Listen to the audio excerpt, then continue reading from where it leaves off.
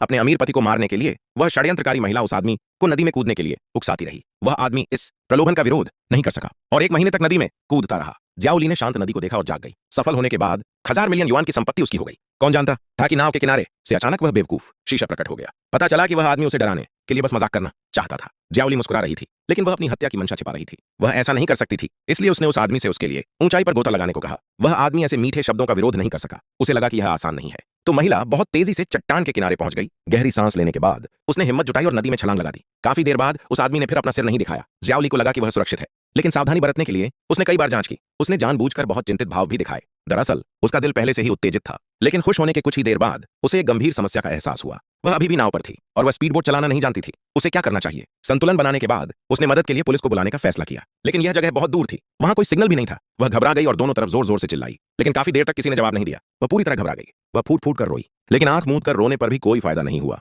जिंदा बचने के लिए उसे स्पीड बोट चलाने की कोशिश करनी पड़ी। आग सफलतापूर्वक जलाने के बाद लंगर भी आसानी से उठा लिया गया। यह बहुत आसान है, लेकिन अगले ही बुरे ऑपरेशन ने उसकी जान ले ली। स्पीड बोट बेकाबू हो गई थी। वह बैल की तरह थी। वह इधर उधर घूमती रही। इस बड़े बदलाव के कारण उसका दिमाग खाली था। इस समय वह बस इस खतरनाक ऑपरेशन टेबल से दूर जाना चाहती थी, लेकिन उसे ऐसे ही बेकाबू रहने दो। देर सवेर वह पास की चट्टान से जरूर टकराएगी। अब सबसे आसान तरीका यही है कि पहले उसे रोका जाए। इसलिए उसने जल्दी से चाबी निकाली। नतीजा यह हुआ कि चाबी गलती से नदी में गिर गई। हालांकि स्पीड बोट रुक गई, लेकिन जल्द ही एक बड़ी मुसीबत आ गई। उसने ऊपर देखा और नीचे की ओर थोड़ी ही दूरी पर एक झरना दिखाई दिया। शुक्र है उसे समय रहते वह मिल गया, वरना उसकी जान चली जाती। वह इस नाव पर एक पल भी नहीं रुक सकती थी। जल्दी से सामान समेटने के बाद वह नाव छोड़कर भागने को तैयार थी, लेकिन जब वह कूदने ही वाली थी तो उसे याद आया कि उसने अभी तैरना नहीं सीखा है। लेकिन इससे वह नहीं रुकी, क्योंकि डेक पर एक लाइफ बॉय था। वह इतनी चिंतित थी कि उसने उसे सीधे नदी में फेंकने के बारे में सोचा भी नहीं। लेकिन अगले ही पल उसे पछतावा हुआ, क्योंकि लाइफ बॉय का इस्तेमाल इस तरह बिल्कुल नहीं किया जाता। उसने लाइफ बॉय की तरफ देखा जो उससे बहुत दूर था। फिर उसने पीछे मुड़कर देखा तो सामने झरना दिखाई दिया। उसके पास सामान उठाकर जल्दी से जहाज के मलबे में गोता लगाने के अलावा कोई चारा नहीं था। वह अस्थिर थी और कोने में डगमगा रही थी। भाग्य के फैसले का इंतजार कर रही थी। सौभाग्य से झरना ज्यादा ऊंचा नहीं था। जल्द ही उसे किनारे पर पहुंचा दिया गया। इससे उसकी जान बच गई। जब वह उठी तो सबसे पहले उसने अपना फोन निकाल कर देखा।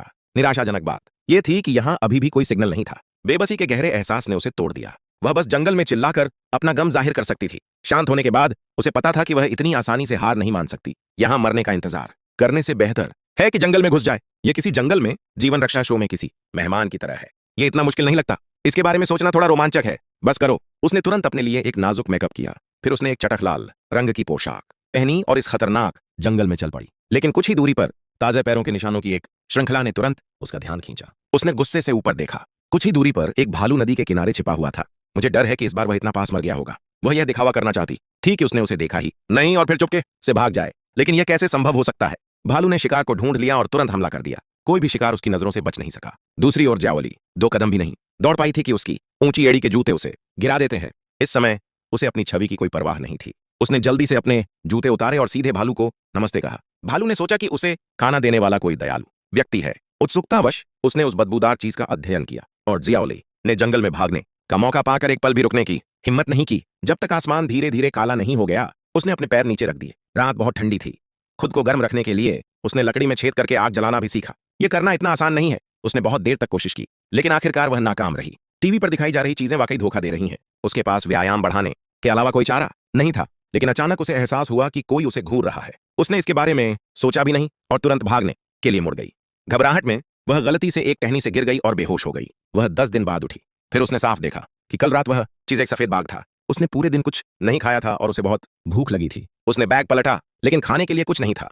शुक्र है फोन में अभी भी बैटरी थी। वह बस फोटो एल्बम में खाने की तस्वीरें ही देख पा रही थी। लेकिन एक नजर में उसकी भूख और भी बढ़ गई। वह फाउंडेशन के विचार के साथ आने से खुद को रोक नहीं सकी। इसकी खुशबू मीठी थी, लेकिन इसे खाना मुश्किल था। छोटी लोमड़ी ने उसे ऐसे देखा और मानो उसे कुछ समझ आ गया हो। उसके नेतृत्व में वह जल्द ही एक तालाब के पास पहुंच गई। पानी पीने के बाद उसे पास में ढेर सारे आकर्षक मशरूम मिले। ये देखकर श्याओली खुश हो गई। उसने एक कार्ड निकाला और मशरूम को छोटे छोटे टुकड़ों में काट दिया। लेकिन उसे हमेशा लगता था कि कुछ कमी है। फिर उसने खूब सारा इत्र छिड़का। अब उसने आखिरकार एक सुगंधित मशरूम का भोजन खाया। लेकिन एक पल के लिए उसे भ्रम हुआ। उसके पेट में जहर ने हमला करना शुरू कर दिया। सौभाग्य से जहर बहुत तेज नहीं था। वह कुछ घंटों बाद जाग गई। स्तब्ध होकर उसने दूर से धुआं और दर्द देखा। आग लगी थी, जिससे पता चलता था कि वहां कोई जरूर होगा। वह दौड़कर देखने गई कि क्या हो रहा है। पता चला कि यह तो बस जंगल की आग थी। वह मानो ठंडे पानी से भरी कटोरी पर डाल दी गई हो। और भी बुरी बात यह थी कि एक बड़ा पेड़ उस पर आकर गिरा। उसका पूरा शरीर फंस गया था और वह ठीक से हिल भी नहीं पा रही थी। हताश होकर छोटी लोमड़ी फिर प्रकट हुई। वह जमीन पर गिर पड़ी। ऐसा लगता है कि यह खास तौर पर ज्याओली को मुसीबत से निकलने का तरीका सिखाने के लिए था। प्रेरित होकर उसने भी चलना सीख लिया। उसकी मार्शल आर्ट नाकाम नहीं हुई। बहुत कोशिश के बाद वह आखिरकार खुदाई करने में कामयाब हो गई। ये छोटी सी चीज सचमुच उसकी किस्मत का सितारा है। जाते समय उन्होंने एक अग्नि बीज भी ले लिया। अब उसे फिर से जमने की जरूरत नहीं है, लेकिन लगता है भगवान नहीं चाहते कि वह अच्छी जिंदगी जिए। आग जलाते ही जोरदार बारिश शुरू हो गई। शुक्र है पास में एक गुफा थी, चलो रात उसी में बिताते हैं। नतीजा, जैसे ही वह लेटी, पास में ही सरसराहट की आवाज आई। जरा गौर से देखो, आसपास कई बड़े छोटे चूहे हैं। तुम्हें पता होना चाहिए कि बचपन से ही उसे इसी बात का सबसे ज्यादा डर था। गुफा से भागने के बाद उसने जोर जोर से शिकायत की। उसने बस अपने पति को फंसाया। वह बेवकूफी में मर गई। क्या इसका भी दोष उसी पर है? तुम खुद को क्यों नहीं छोड़ देते? नतीजा यह हुआ कि शिकायत करने के बाद तेज बारिश होने लगी। एक कठिन रात के बाद अचानक एक आवाज से उसकी नींद खुल गई। वह जल्दी से उठी और अपना छज्जा उतार दिया। उसने दूर से एक तेज नाव आती देखी। उसने अपने दूध से जोर से चीख मारी, लेकिन दूसरे पक्ष ने उसकी आवाज नहीं सुनी और दूर दूर तक चलता गया। इसलिए उसने अपनी पोशाक उतार दी और जोर जोर से नाचने लगी। जो नाव गायब हो गई थी वह जल्द ही फिर से दिखाई देने लगी। 2 दिनों के बाद उसने आखिरकार खाना खाया। ज्याओली ने दूसरे पक्ष को एक अच्छा आदमी कहा, लेकिन जब शिकारियों को पता चला कि वह अकेली है तो वे तुरंत डर गए। जिस घुड़सवार को फायदा हुआ था वह उसे जंगल में घसीटने की जल्दी में था। यह देखकर कि ज्याओली इतनी कृतज्ञ है, उसने सीधे अपना खंजर दिखाया और उसे भोजन बचाने के लिए मजबूर किया। जैसे ही चाकू निकला, ज्याओली और भी ज्यादा ईमानदार हो गई। लेकिन वह एक कदम और आगे बढ़ने ही वाली थी कि उसके पीछे एक बेबसी का भाव आ गया। उस नाजुक घड़ी में एक बड़ी बहन उठ खड़ी हुई और बाहर आई। उसका जीवन ही इस क्षेत्र की रक्षक है। ये जानने के बाद कि ज्याओली का सामना डाकुओं के एक गिरोह से हुआ है, उसने एक शब्द भी नहीं कहा और जल्दी से लोगों को ले गई। उसी समय मरे हुए घुड़सवार ने भी नेता को खबर दी। दोनों दलों ने तुरंत जिंदगी मौत का संघर्ष शुरू कर दिया। अंत में रक्षक बहन डाकुओं से छुटकारा पाने में सफल रही, लेकिन डाकू अपने साथियों के साथ मारे गए। वे इन दोनों को कभी नहीं जाने देंगे। हालांकि वे कुछ समय के लिए पीछा करने वालों से बच गए। बड़ी बहन की स्पीड बोट पर सचमुच कई बंदूकों से गोलियां बरसाई गईं। इंजन फट गया है। संरक्षक किनारे पर पहुंचने की जल्दी में है, लेकिन ज्याओली अभी भी मूर्ख है और नीचे नहीं उतरेगी। सौभाग्य से संरक्षक ने धैर्य रखा और उसे समय रहते ऊपर खींच लिया। इसी छोटी सी हरकत ने उसकी जान बचाई। वे दोनों भागने के लिए निकल पड़े, लेकिन जल्द ही ज्याओली की शारीरिक शक्ति जवाब दे गई। उसका मूड भी धीरे धीरे चिड़चिड़ा हो गया। उसने संरक्षक की मां को भी दोषी ठहराया।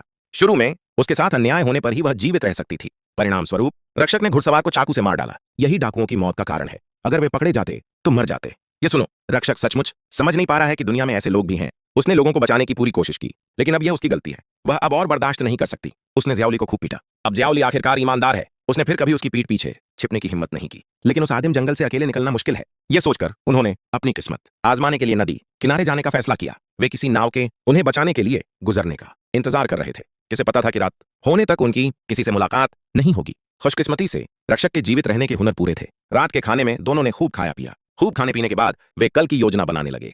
दर्द का जायजा लेते हुए दोनों ने डाकुओं पर यह विचार थोपा, बस करो। सुबह सुबह रक्षक ने जाल बिछाया और भागने के लिए लकड़ियां इकट्ठी की। दूसरी ओर ज्याओली बिल्कुल भी घबराई नहीं। इस समय उसने खुद भी कपड़े पहने थे। पता नहीं उसका दिमाग कैसे बड़ा हो गया, लेकिन रक्षक को उसकी कोई परवाह नहीं थी। उसने जल्दी से कई कांटे लगा दिए। घने धुएं ने डाकुओं का ध्यान सचमुच अपनी ओर खींच लिया, किंतु जब वे उस स्थान पर पहुंचे तो वहां कोई नहीं था।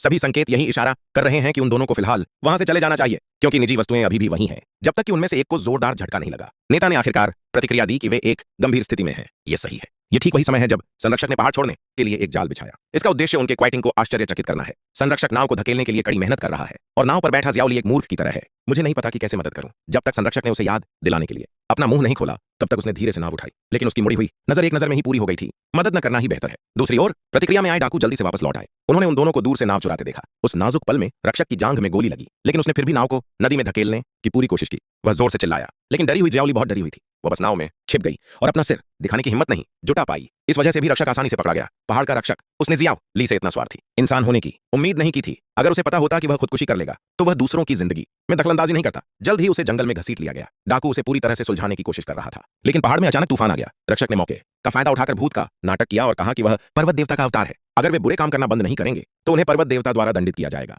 नेता सचमुच उसकी बकवास बर्दाश्त नहीं कर सका। वह अफवाहें फैलाने वाली इस महिला का अंत करने ही वाला था, लेकिन किसी ने उस पर विश्वास कर लिया। इसके विपरीत उसने दुश्मन को खुद को सुलझाने में मदद की। रक्षक, जिसने खुद को बचाने की पूरी कोशिश की, आखिरकार बच गया। विधवा ज्याओली टूटी हुई नाव में पड़ी थी। वह बुरी तरह रो रही थी। फिर वह धीरे धीरे पानी में डूब गई।